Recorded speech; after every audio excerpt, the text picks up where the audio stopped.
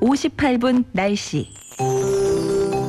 오늘은 가을에 접어든다는 절기 입추지만 절기가 무색하게 찜통더위가 이어지겠습니다. 전국에 폭염특보가 발효 중인 가운데 밤낮을 가리지 않는 무더위가 계속되면서 아침에도 덥고 습한 기온이 있습니다. 현재 기온 서울이 27.3도 등 지난 밤 사이에도 열대야가 나타난 곳이 많습니다. 한낮에는 대부분 지역 체감온도가 35도 안팎까지 오르는 등 어제만큼 무덥겠는데요. 낮 기온 서울과 춘천 33도, 강릉 34도, 대전 35도, 전남 구례와 대구는 36도까지 치솟겠습니다. 온열 질환자가 계속해서 발생하고 있는 만큼 폭염에 건강 잃지 않도록 각별히 유의하시기 바랍니다. 오늘도 전국에 가끔 구름 많은 가운데 오전부터 저녁 사이 전국 대부분 지역에 5에서 60mm의 소나기가 지난 곳이 있겠습니다. 돌풍과 벼락을 동반해 시간당 30mm 안팎의 매우 강한 소나기가 쏟아질 수 있겠습니다. 계곡이나 하천 접근은 피하셔야겠습니다. 강원 내륙과 산지, 호남 내륙을 중심으로는 오전까지 안개가 자욱해서 교통안전에 유의하셔야겠습니다. 내일은 기압골의 영향으로 중부지방에 비가 오겠고요. 남부지방과 제주도에는 소나기가 내리겠습니다. 현재 서울의 기온은 27.3도, 습도는 80%입니다. 조하늘입니다.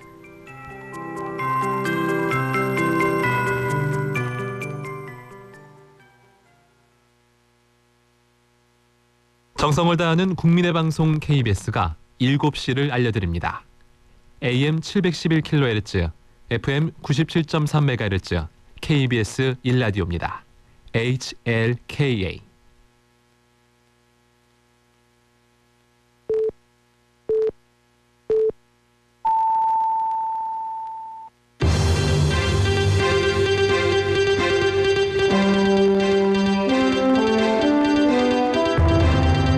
뉴스와 화제. 여러분 안녕하십니까, 정창준입니다. 8월 7일 뉴스와 화제 시작합니다. 먼저 주요 뉴스입니다. 파리올림픽에서 우리나라 여자 탁구가 12년 만에 단체전 준결승에 진출했습니다. 아시아와 유럽 시장에 이어 밤사이 미국 주식시장도 상승 마감하면서 세계 금융시장 충격이 일단 진정되는 분위기입니다. 외교부가 오늘 0시부터 이스라엘 북부와 레바논 남부 접경 지역에 여행 금지에 해당하는 여행경보 4단계를 발령했습니다. 정부가 상급 종합병원의 중증 환자 비중을 60%까지 늘리고 전공의 근로 의존도를 줄여나가기로 했습니다. 이상 이 시간 주요 뉴스입니다. 먼저 올림픽 소식부터 알아봅니다. 스포츠 취재부 박주미 기자 연결합니다. 박 기자, 한국 여자 탁구가 반가운 소식을 전해왔네요. 네, 신유빈, 이은혜, 전지희로 구성된 여자 탁구 대표팀이 대회 단체전 8강에서 스웨덴의 매치 점수 3대 0으로 완벽하게 승리했습니다. 신유빈, 전지희조가 일복식에 출전해서 상대를 게임 스코어 3대 0으로 이겨서 기선을 먼저 제압했고요. 2단식의 이은혜 그리고 3단식의 전지희가 연이어 승리하면서 4강 진출을 확정했습니다. 우리나라 탁구가 올림픽 여자 단체전 준결승에 오른 건 지난 2012년 런던 대회 이후 12년 만입니다. 여자 대표팀이 이제 1승만 더 올리면 동메달을 수확한 2008년 베이징 대회 이후 16년 만에 메달을 얻게 됩니다. 장호진, 임종훈, 조대성이 나선 남자 단체전 16강에서도 승리 소식이 전해졌는데요. 남자 대표팀은 오늘 오후 8강에서 중국을 상대로 준결승 진출을 다툽니다. 네, 스포츠 클라이밍의 기대주 서채연도 메달 도전 시작했죠? 네, 그렇습니다. 스포츠 클라이밍 콤바인 준결선에서 먼저 볼더링을 치렀는데요. 콤바인은 볼더링과 리드 점수를 합산해서 상위 8명이 결선에 오르게 되는데 서채연이 어제 볼더링에서 44.2점을 기록하면서 20명 가운데 13위를 했습니다.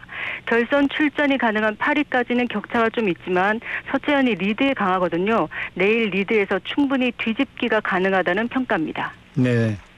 배드민턴 안세영 선수가 금메달을 목에 건 뒤 협회에 향한 불만을 드러내고 있는데 후폭풍이 거셉니다. 문체부가 경위 파악에 나서고 대통령실도 관심을 보이고 있어요. 네, 그렇습니다. 안세영의 인터뷰 다음 날인 어제였거든요. 문체부가 경위 파악을 하겠다고 발표했습니다. 올림픽 대회가 끝나는 대로 정확한 사실관계를 파악하겠다고 보도자료를 통해 알렸습니다. 자체 조사 결과에 따라서 개선 조치가 필요한지도 살피고 또 다른 종목들에 대한 전반적인 조사도 하겠다고 밝혔습니다. 대통령실도 안세영의 발언에 주목하고 있는데요. 대통령실 관계자는 문체부의 조사 계획을 알리면서 대통령도 보고를 받았다고 말했습니다. 한편 어제 파리 현지에서 진행된 배드민턴 메달리스트 합동 기자회견에 안세영만 불참해서 의문이 남았었는데 귀국하기 위해서 파리 공항에 나타난 안세영이 현장 기자들에게 기자회견 불참이 자신의 뜻이 아니었다고 말해서 궁금증이 더 증폭되고 있습니다. 안세영 선수가 오늘 오후에 한국에 도착하거든요. 안세영 선수는 한국에 도착해서 다 이야기하겠다고 말하면서 이 작심 발언의 진상을 둘러싼 파문이 당분간 계속될 것으로 보입니다. 네. 오늘 경기 일정 전해주시죠. 네, 오늘은 여자 골프가 8년 만에 올림픽 금메달을 향해서 출발합니다. 양희영과 고진영, 김효주가 오늘 1라운드부터 메달 도전을 하게 됩니다. 고진영 선수는 도쿄올림픽 금메달리스트이자 이번 대회 유력한 금메달 후보로 꼽히는 미국의 넬리 코다와 같은 조에서 1라운드를 시작하게 됐습니다. 또 스마일 점퍼로 불리는 우상혁 선수 오늘 육상 높이뛰기 예선을 치릅니다. 지금까지 스포츠 취재부에서 전해드렸습니다. 전 세계 주식시장 매도세가 일단 진정되는 모습입니다. 아시아와 유럽 시장에 이어 밤사이 미국 시장도 상승 마감했습니다. 다만 장후반 상승폭이 줄어들면서 여전한 불안감을 나타냈습니다. 뉴욕에서 박일중 특파원입니다. 전날 6% 넘게 떨어졌던 인공지능 AI 반도체 칩 제조업체 엔비디아의 주가가 이번엔 4% 가까이 상승했습니다. 이를 비롯해 페이스북 모기업 메타도 4% 가까이 오르는 등 주요 기술주 7개 가운데 5개가 반등에 성공했습니다. 이에 따라 나스닥 지수를 비롯한 뉴욕 주식시장 3대 지수가 1% 안팎 오르면서 최근의 급락세에서 벗어났습니다. 공포지수로 불리는 시카고 옵션 거래소의 변동성 지수도 안정세를 찾았습니다. 저가 매수세에 더해 경기 침체에 대한 우려가 다소 완화됐기 때문으로 풀이됩니다. 금융그룹 골드만삭스는 전날 헤지펀드들이 낙폭이 큰 기술주를 사들였다고 전했습니다. 또 세계 경제 침체에 대한 불안감으로 미 국채에 몰렸던 투자가 진정되면서 미 10년 만기 국채 등 시장 금리도 상승했습니다. 금리 선물 시장에서 한때 80%를 넘었던 9월 기준금리 인하폭 0.5%포인트에 대한 기대는 70% 선으로 내려왔고 올해 4차례 이상 인하할 거라는 전망도 감소했습니다.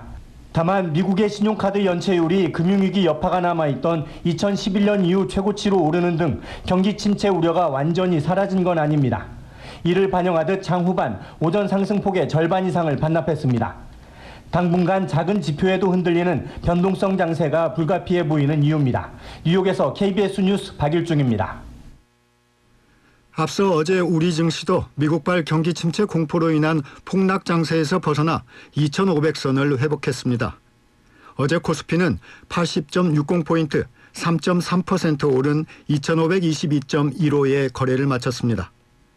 코스닥 지수도 급반등해 41.59포인트 오른 732.87로 마감하면서 700선을 되찾았습니다. 이란과 이스라엘 간 긴장이 고조되는 가운데 친이란 무장 세력 헤즈볼라와 이스라엘 간 무력 충돌이 계속되고 있습니다.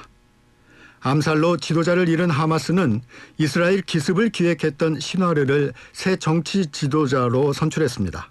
두바이에서 김계영 특파원의 보도입니다. 현지 시각 6일 친이란 레바논 무장정파 헤즈볼라가 발사한 공격용 드론이 이스라엘 방공망을 뚫고 침투해 10여 명이 다쳤습니다.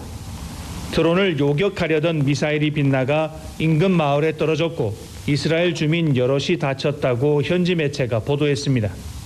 같은 날 이스라엘군도 헤즈볼라가 주둔한 레바논 남부 일대를 공습해 전투원 최소 6명이 숨졌습니다.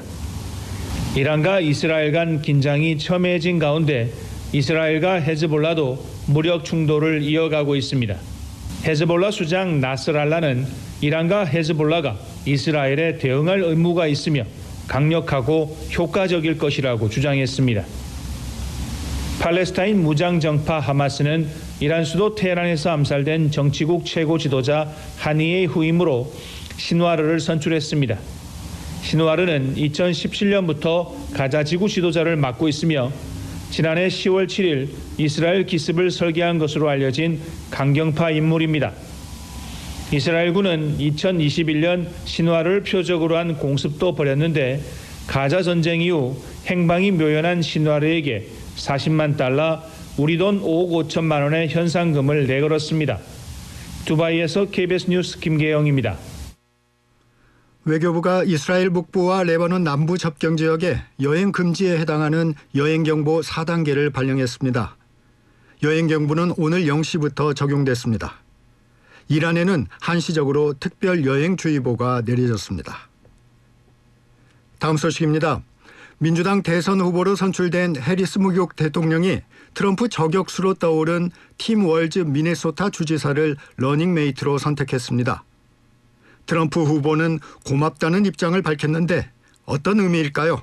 워싱턴 김지숙 특파원의 보도입니다. 해리스 부통령이 장고 끝에 선택한 러닝메이트는 팀 월즈 미네소타 주지사였습니다.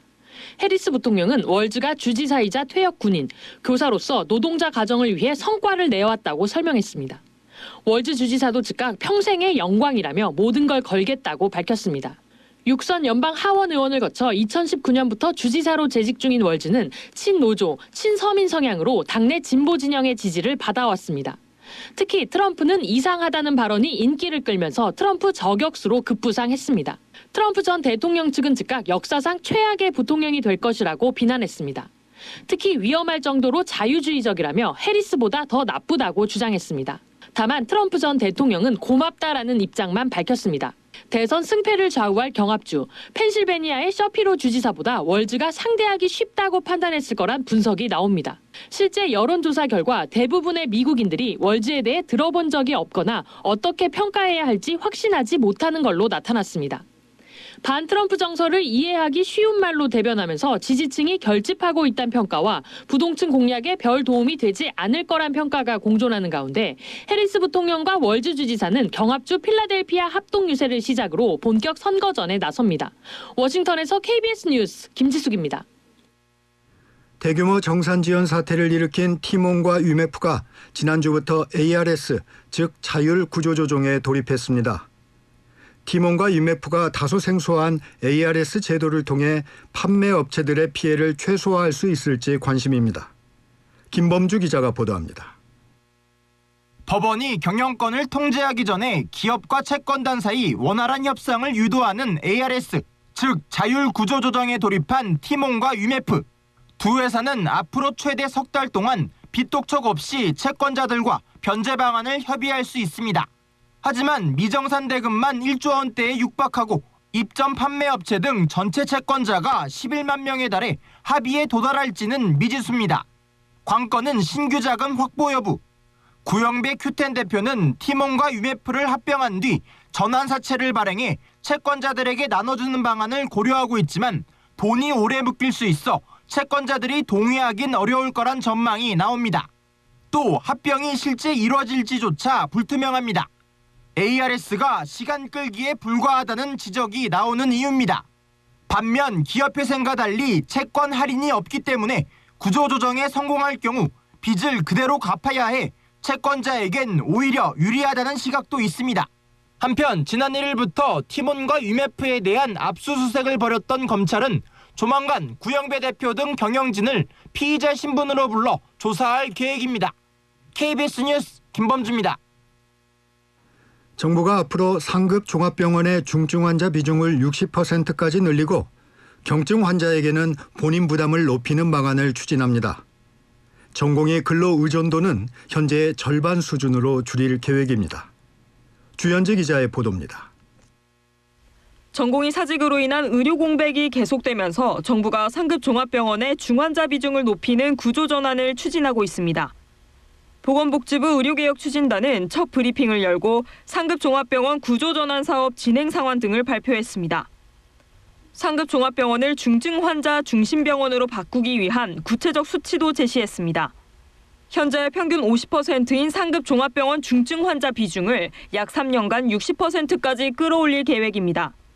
중증 환자 진료에 집중하기 위해 일반 병상은 5에서 15% 정도 감축합니다. 경증 환자의 본인 부담을 높이는 등 진료비 비용 구조 개편도 논의합니다.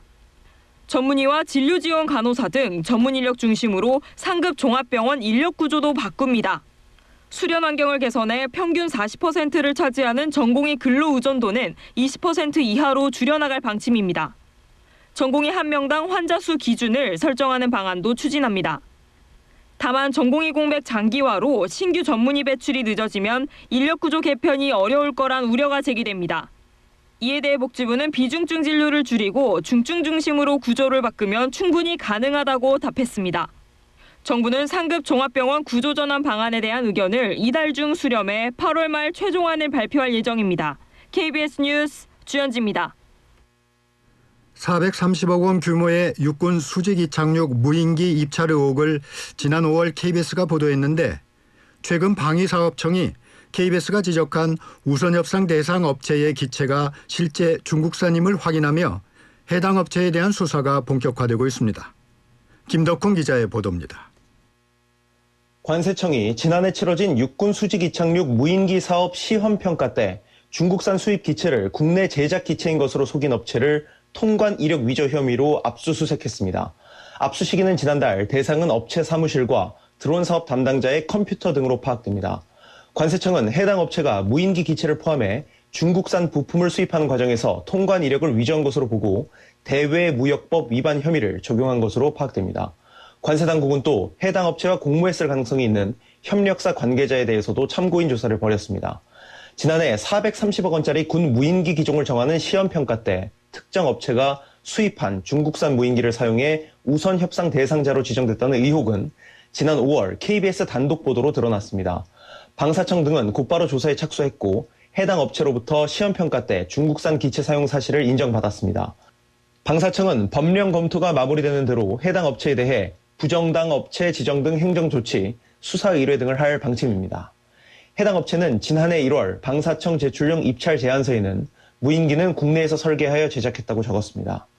중국산 무인기는 각종 정보 유출 우려가 커 미국의 경우 사용 자체를 금지하고 있고 인도도 최근 중국산 부품 사용을 금지하는 등 국제적으로 규제가 이루어지고 있습니다.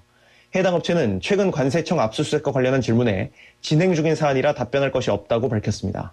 KBS 뉴스 김덕훈입니다. 이어서 간추린 뉴스 엄지인 아나운서가 전합니다. 세계보건기구 WHO는 코로나19가 최근 몇 달간 확산하고 있다고 경고했습니다.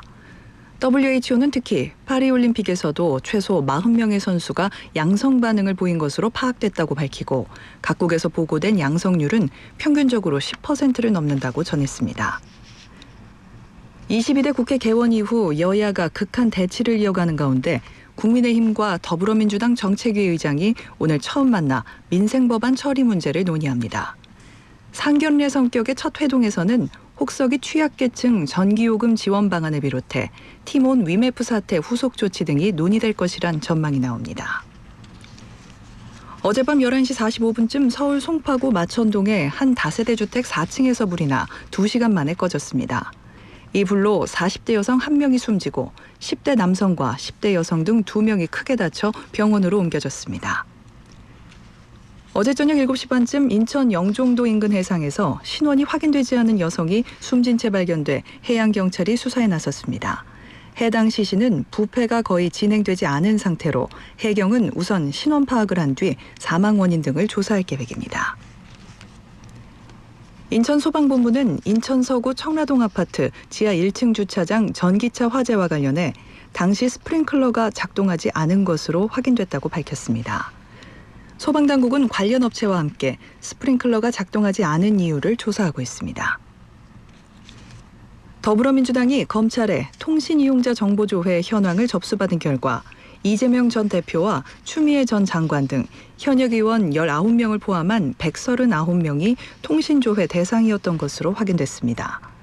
민주당은 정치인뿐 아니라 언론인들, 그 주변 지인들까지 무차별적으로 통신 사찰을 당했다며 검찰은 제대로 된 답을 내놓으라고 논평했습니다. 국민의힘 사기 탄핵 공작 진상규명 TF가 오늘 첫 회의를 진행합니다. 오늘 첫 회의에선 야권이 제기하는 각종 탄핵 사건 현황을 공유하고 향후 대응 방식과 활동 방향을 논의할 예정입니다. 법무부가 내일 오후 2시 사면심사위원회를 열고 광복절 특별삼원 복권 후보자를 심사합니다.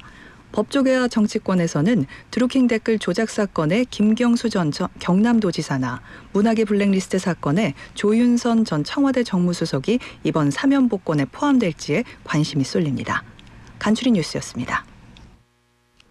날씨 알아봅니다. 이설아 기상캐스터 나와 있습니다. 오늘이 절기 입추인데 네. 폭염과 열대야는 계속되죠? 네, 벌써 절기론 입추, 가을을 알리고 있습니다. 하지만 폭염은 아직 꺾일 기미를 보이지 않습니다. 한라산을 제외한 전국에 폭염특보가 이어지고 있는데요. 밤사이 습도가 높아서 낮 동안 오른 기온이 떨어지지 않아 서울을 비롯한 주요 도시를 중심으로 최저 기온이 25도를 웃도는 열대야가 나타난 곳이 많습니다. 한낮에는 대구와 구례가 36도, 대전이 35, 강릉 34, 서울의 기온이 33도로 어제와 비슷하거나 조금 높겠습니다. 기상청은 다음 주까지 최고 체감 온도가 35도 안팎까지 올라가 무덥겠다고 내다봤습니다. 네, 오늘도 소나기 예보가 있네요. 네, 오늘도 대기가 불안정해 전국 곳곳에 돌풍과 벼락을 동반한 요란한 소나기가 지나겠습니다. 소나기 예상 강수량은 대부분 지역이 5에서 40, 강원 내륙과 경상도 내륙 지역에 최대 60mm 정도입니다. 특히 시간당 30에서 50mm씩 국지적으로 강하게 쏟아질 수 있습니다. 갑작스러운 소나기에 하천이나 계곡에서는 물이 불어날 수 있기 때문에 피서객들은 안전사고가 없도록 주의하셔야겠습니다.